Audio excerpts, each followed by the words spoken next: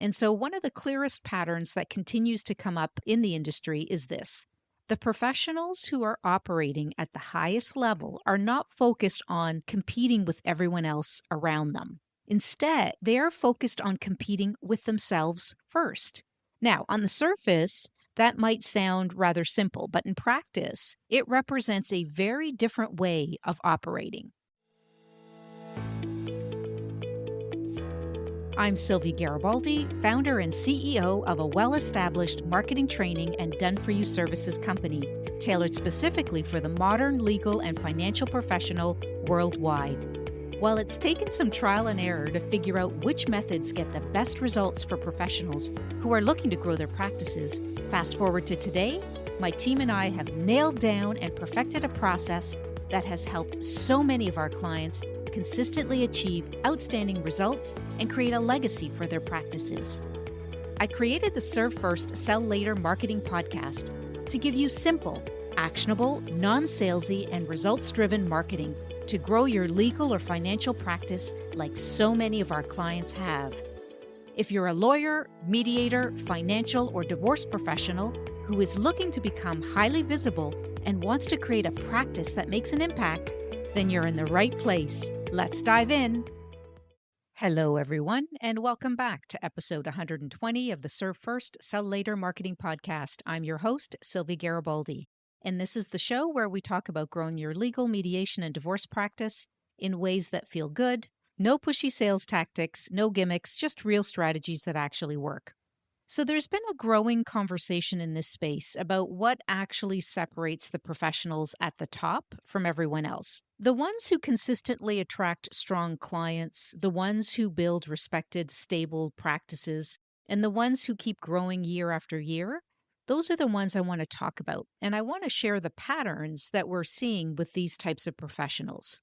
And what the industry is seeing more and more is that it's not just experience and it's not just credentials. And it's not just being really good at the work, because there are a lot of highly capable professionals out there, and yet they're not getting the same results. And so what's emerging across research is that the success in this field is not random. It's built on patterns in how professionals think, in how they show up, and how they operate day to day. And so over time, these patterns actually become habits that shape how they work, how they build relationships, and how they grow their practice. So in today's episode, that's what we're going to talk about. Because when you look closely, there are 8 key habits that consistently show up in the professionals that are operating at the highest level. And once you start to see those patterns, you start to understand what's really driving success in this field. So let's dive in. All right, so let's start with the first habit. And so one of the clearest patterns that continues to come up in the industry is this: the professionals who are operating at the highest level are not focused on competing with everyone else around them. Instead, they are focused on competing with themselves first. Now, on the surface, that might sound rather simple, but in practice, it represents a very different way of operating. Let me explain what I mean by this, because if you look at how many lawyers, mediators, and divorce professionals move through their careers, there is a constant level of comparison, right? There's comparison around visibility, comparison around who's getting more ideal clients. There's comparison around reputation, experience, and positioning in the market. But over time, that creates a habit of looking outward for direction. But what is being consistently highlighted, both in research and in conversations across this industry, is that the professionals who truly excel, they tend to shift that focus inward. In fact, studies on successful attorneys point to this directly, that the ones who reach the highest levels of success are not spending their time trying to outperform others, but are instead focused on improving themselves on a consistent basis. So what does this look like? Well, they're paying attention to their own work. They are refining how they communicate with clients. They are looking to improve how they run their consultations. They are strengthening how they build and maintain relationships. That's another key one. And I think most importantly, they're doing this steadily over time. So they're not asking, How do I measure up to someone else? Instead, they're asking, how can I do this better than I did last week? So I hope you see the difference there. And I think that shift alone changes everything because you're focused on you. You're focused on your lane and you're blocking out the noise around you. And so when your attention is constantly on what others are doing, what happens is it becomes very easy to second guess your own approach. And so you lose confidence. And it becomes way too easy to change direction too often. As a result, it becomes easy to lose consistency. But I think when your focus is on your own standard and your own growth, something different happens. You really start to build clarity and you're building consistency. And over time, you really start to build momentum. And this is exactly what we continue to see in the professionals who are building strong, stable, and respected practices. They're not reacting to everything happening around them. They are focused on quietly improving how they operate week after week. So, for you, as you think about this first habit, I think the question becomes very simple. Where is your focus right now? If you and I were in a call together and I asked you the question, where is your focus right now? How would you answer that? Is it on what everyone else is doing? Or is it on how you're improving your own process? And you can answer that honestly to yourself because this is one of those shifts that may seem small, but it has a very real impact on how your practice grows over time. So, the second habit is another pattern that continues to come up across the legal and mediation space. And that is the professionals who are operating at the highest level, they're constantly learning. Okay. Not occasionally, not when they have time, but consistently. So, they have an appetite for learning. They're curious. And this is something that is very clearly documented. Research on successful attorneys show that the ones who continue to grow in their careers are the ones who actively seek out new knowledge on an ongoing basis. So they're not fixed in how they actually work. They're not relying only on what they learned years ago. They can appreciate that everything is constantly evolving. So that means that their habits look something like this. They are continually reading and learning. They are attending conferences. They're investing in coaching and personal development. They are learning from other professionals. And importantly, they're not just learning more about their technical expertise, right? They're learning about how to think better, how to communicate better, how to work with clients more effectively, how to run and grow a profitable practice. And the same pattern shows up in mediation as well and in the divorce space. So, studies on successful mediators also highlight that curiosity and openness to learning are really key traits of those who perform at a higher level. So, they reflect on their work, they adapt their approach, and they're really willing to adjust how they operate based on what they're seeing in real time. And of course, AI and the level of learning that is required there to grow a profitable practice. Being aware of the best practices of AI so that you can use it in your business and continue to grow and also be a lot more time effective is super important. So, what we are really seeing here is that top professionals don't assume that they have arrived, right? They operate with the mindset that there's always something new to learn or to refine. And over time, that creates a very different trajectory because when learning becomes a habit, improvement becomes automatic, really. You're not standing still. You're not repeating the same approach year after year. You're getting sharper. You're more aware, more effective. And quite honestly, this has a direct impact on your practice. Because in a field like this, where client expectations are changing, technology is changing faster than we can keep up, competition is increasing, and how people choose professionals is also evolving. So the ability to learn and adapt is really not optional. It's really essential. So the question I have for you is very simple. Are you intentionally creating space to learn and improve on a regular basis?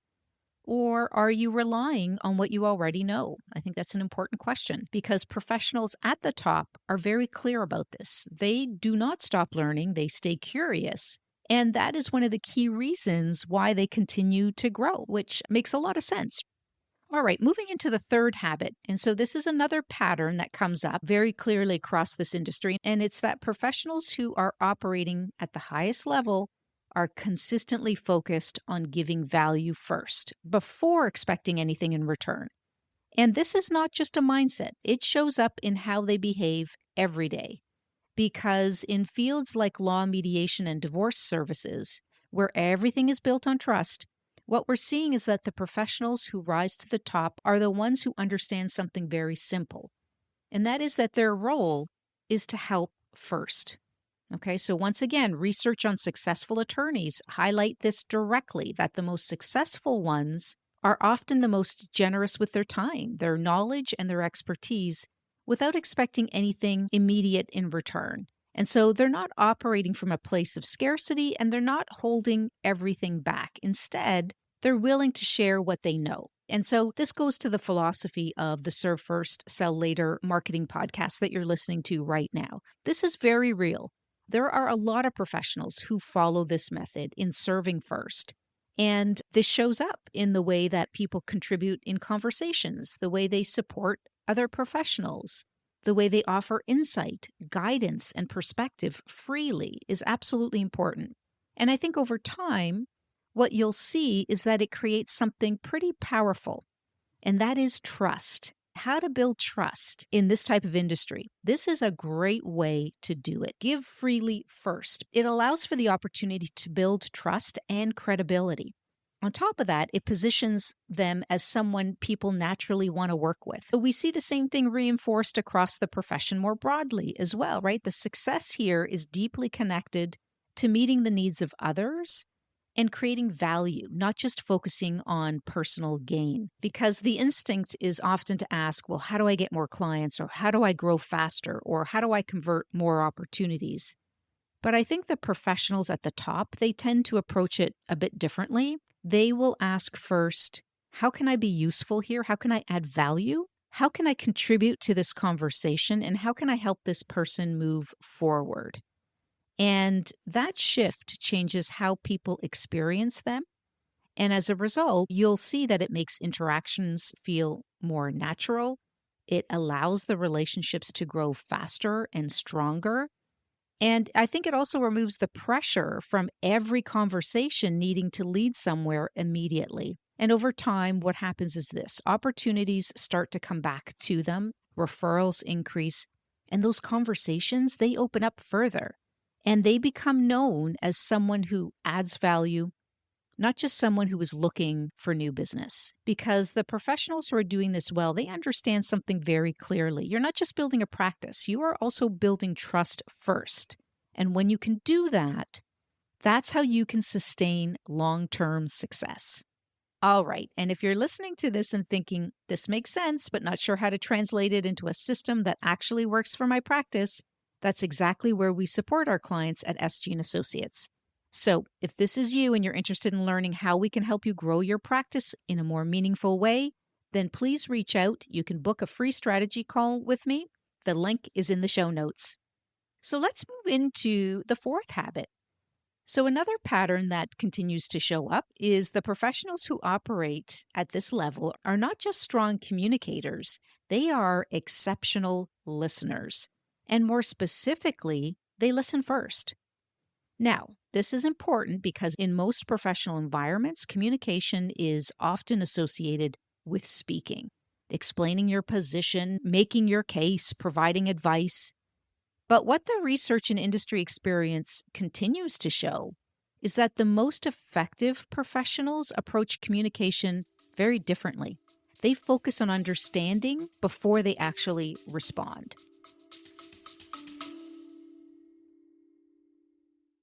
I want to share something with you that I see come up time and time again. Many professionals I speak to know exactly who they want to attract, but where things break down isn't clarity, it's actually implementation. So they're not sure how to translate that into messaging, how to stay visible, or how to turn that visibility into actual client inquiries. So if this sounds familiar, I created a step-by-step guide to help you work right through this. This free guide walks you through how to define your ideal clients, identify the right referral partners, understand where they're actually looking, including AI, and most importantly, how to turn all of that into consistent action. You can download your free guide at www.sgandassociates.ca/free-guide. Link is also in the show notes. In mediation, this is especially clear, right? In fact, effective mediation relies heavily on active listening, where the goal is not just to hear what someone is saying, but to fully understand their perspective, their concerns, and even the emotions behind their words. And this is not a passive skill. It requires focus, it requires intention, and it requires discipline, because true listening means that you're not preparing your response while the other person is speaking. You're fully present, and research shows that this kind of listening is often referred to as active or empathetic listening. And that can significantly improve communication outcomes, build trust, and even shift how people think and feel within a conversation. And we see this play out very clearly in practice, because the most effective professionals are not the ones who speak the most. They are the ones who understand the situation best. The most effective professionals are not trying to control the conversation, they're guiding it by deeply understanding what each party is actually trying to say. Because when people feel heard, something changes, right? And I'm sure you notice this. They become less defensive, they become more open, and they are far more willing to move forward. In fact, studies in negotiation and mediation show that strong listening patterns are directly linked to better outcomes and more collaborative solutions. So, what we're really seeing here is that communication at a high level is not about saying more, it's about understanding more. And that creates a very different environment for clients, for referral partners, and for anyone who's interacting with you. Because when someone feels that you truly understand them, trust builds much faster. So, as you're thinking about this fourth habit, when you're in a conversation, whether it's with a client, a referral partner, or a colleague, are you listening to respond or are you listening to understand? Become aware of that, right? Because that distinction on its own is one of the clearest differences between average professionals and those that operate at the highest level. Okay.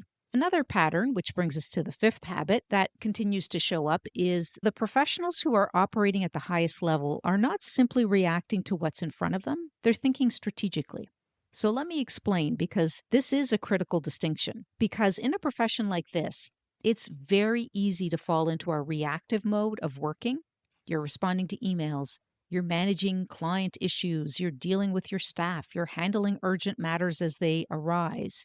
And over time, your entire day can become focused on what needs to be done right now. But what we're constantly seeing, both in practice and across the industry, is that the professionals who grow strong, stable practices, they're not operating this way all the time. They're very intentional about stepping back and thinking ahead. In fact, research on successful professionals highlights that strategic thinking, being able to anticipate outcomes, to plan ahead, to guide situations, is one of the key differentiators in long-term success. Because they're not just asking what needs to be handled today. Instead, they're asking, where is this going? What is the best direction here? What decisions now will lead to better outcomes later? And that applies across everything that they do. So, it applies to how they manage cases, how they structure their time, and even how they build relationships. And it applies to how they grow their practice. So it's important to understand that these professionals are listening, observing, and they're thinking several steps ahead. And it does really create a very different experience, because instead of feeling reactive or rushed, their work feels intentional. It's more structured. It feels clear. And over time, that obviously leads to better decisions, better results, and a stronger reputation. And who doesn't want all of those things, right? Okay, so as we move into the next habit, I think focusing in on this one, the question really becomes, are you spending most of your time reacting to what's in front of you, or are you creating a space to think ahead and operate more strategically? Because this is one of the habits that can quietly separate you from those other professionals who are just keeping busy but are not successfully building a practice. So let's move into the sixth habit. And so this one is where we see professionals who are extremely protective of their time and, even more importantly, their focus. Now, I think this is really important because in a profession like this, there are constant demands on your attention. So it becomes very easy to spend your entire day reacting. But what we are consistently seeing, both in research and in practice, is the most successful lawyers and mediators, they don't operate this way. They're intentional about how their time is structured. So they may make clear decisions about what gets their attention and what doesn't. In fact, some studies on lawyer productivity shows that strong time management is not about doing more, it's about protecting time for high value work and then reducing distractions that pull attention away from what their main focus is. And when you look more closely, a few patterns start to stand out. So these professionals, they're prioritizing a small number of key tasks every day instead of trying to do everything. So they're looking at their calendar, they're looking at their day. What are the top couple of things that I need to get done today? They also schedule focused blocks of time for deep, uninterrupted work. And so they create boundaries around when they respond to emails and client communication. This is also reinforced in how they structure their day, right? So they often group similar tasks together. They'll block time for focused work and they avoid those constant interruptions so that they can maintain the concentration. The kind of work that they're doing requires a very high level of thinking, judgment, and precision. And that level of work doesn't happen in a distracted state. It can happen in a distracted state, obviously, but you're not going to get the best results that way. So the continual interruptions, they can significantly reduce focus and productivity, and then it can take time to fully regain concentration after being pulled away. And I'm sure a lot of us can relate to that. So, what we're really seeing here is that top professionals are not just managing their time, they're really managing their attention, right? So, they understand that where their attention goes, their results follow. And they treat that as something that needs to be protected. So, instead of being constantly available, they are very intentional about when they are accessible. So, instead of filling their schedule with activity, they create space just for the meaningful work. And then over time, that leads to better output, better decisions, and a much stronger practice. So ask yourself, are you in control of your time and your focus? Or is your day being shaped by everything that's coming at you? Because this is one of the habits that makes a significant difference. And it's not just in productivity, but in the quality of the work that you produce and the results that you achieve. Now, I'm not asking you for perfection here, but I'm asking you to take a look at that and then ask yourself, where can I make one small improvement? And if you can just keep making small improvements every day, or maybe one a week, make one small improvement once a week, and then the following week, make another one, you will be so much further ahead. So let's move into the seventh habit. And the professionals who are operating at this level, they don't rely on motivation. They really rely on discipline. And this is another important distinction because motivation can come and go, right? Some days you feel focused, some days you feel energized. And of course, there are days where you simply don't feel like doing the work. And what we're seeing here is that the professionals who continue to grow do not let that determine their actions. They show up anyway, even when they don't want to. In fact, studies on high performing professionals, it constantly highlights that discipline and consistency as key drivers for long-term success.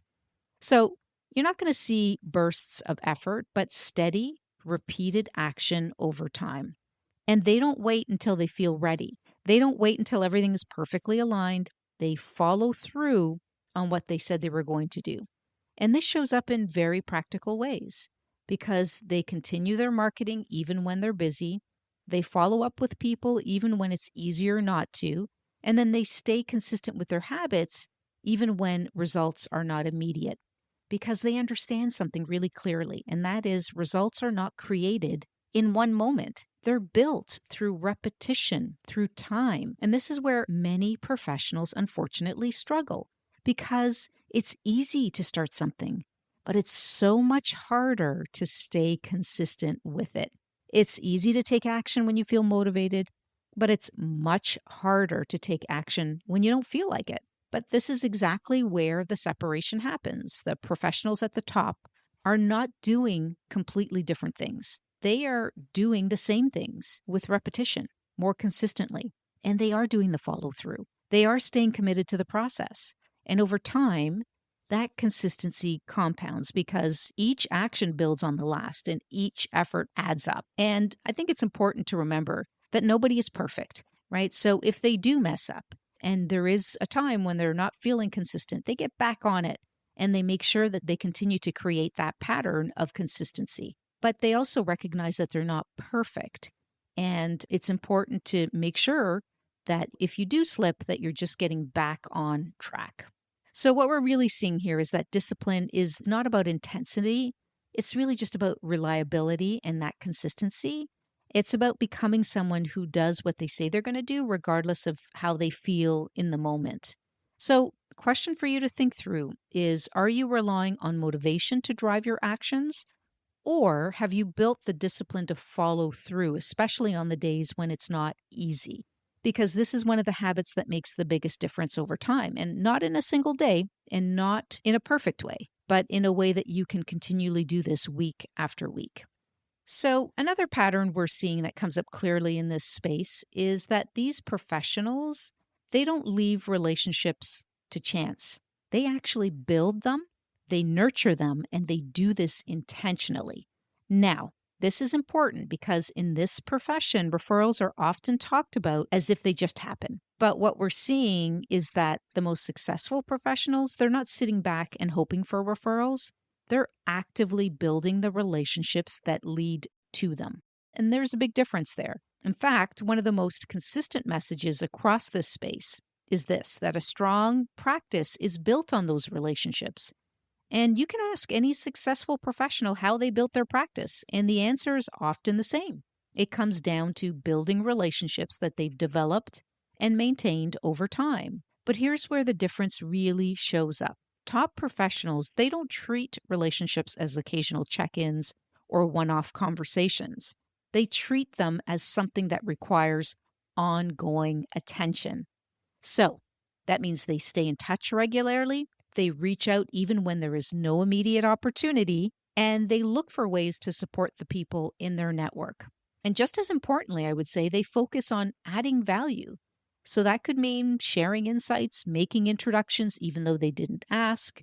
It could mean contributing in ways that are useful to others but may not be useful to you at the time.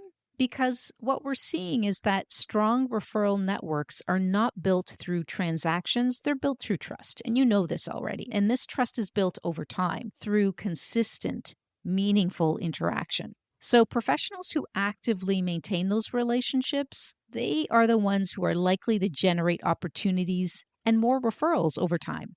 So what this really comes down to is this. Top professionals, they don't hope for referrals, they actually create the conditions for referrals to happen. So they invest in the relationships before they need them. They stay visible, they stay relevant, and they are, making consistent effort to build that trust. So as you think about this habit, I think the question becomes, are you waiting for relationships to produce results? Or are you actively building and nurturing them over time, in addition to tracking them so you can understand how the relationship has evolved? Because relationships are not just important, they're really foundational. And as professionals, you understand that. And so it's important to be able to act on that consistently. So what we've walked through today are not complicated ideas, and they're not secrets, and they're not tactics that only a few people have access to. These are simply patterns that continue to show up over and over again in the professionals who are building strong, respected, and growing practices. And if you step back for a moment, you're going to notice something important. None of these habits require you to be someone different. They just require you to operate differently, to be more intentional, to be more consistent, to be more focused on what actually matters. Because the professionals at the top, they're not doing completely different things. They're doing the same things, but they're doing them differently. And so I think over time, all of these different shifts that they're making, they compound. So if you're listening to this and thinking, I'm not there yet, that's entirely okay because this is not about doing all of this at once. It's about choosing one habit to focus on this week, one area where you can be a little bit more intentional, one place where you can follow through, especially when it would be easier not to. So if you're looking at these 8 habits and you're like, oh, I'm doing about 4 or 5 of these, well, which are the ones that you're not doing? And maybe just focus on one, right? So this is how it builds, not in big dramatic changes, but in small, consistent actions that stack over time. And I think the more you do that, the more you start to notice something shift. You're going to see your confidence changing, your clarity improves, and those relationships start to strengthen. And so your practice begins to reflect the way that you're showing up.